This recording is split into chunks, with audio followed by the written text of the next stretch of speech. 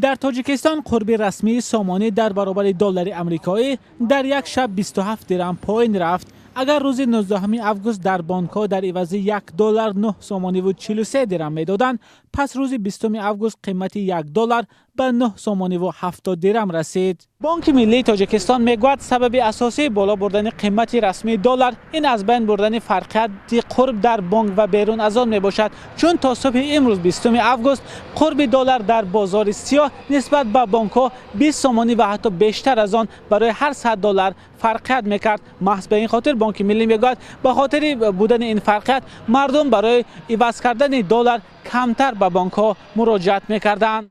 بالاروی قرب دلار از حال مردم را نگران کرده است، زیرا آنها میگویند اکنون این بهانه برای بالا بردن نرخ محصولات میگردد. همه میدونیم که نرخ بازار تماما میخیزد. بعد از این سبب باید که بینوبت میگیرن، معاش هم زیاد باید شود. همه ضرر میبینه. وقتی نرخ است مثلا معاش نمیرسه. من اوزی کارتوشکا خیس 4.5 سوم با پیاز خیس 3.5 سوم با این چی میشه رفته دلار که خیس نمیشه. بعضی از فروشنده ها هم میگویند نگرانی مردم به اساس نیست، چون نرخ بسیاری از محصولات به قرب دلار بستگی دارد. جای ترکیه بوری روسیه نمیشود، فقط بوری ترکیه، دبی میارن، ای ترکیه میارن، مقصد نه بوری خیتای میارن، اینجا میارن، این بورا قیمت میشه.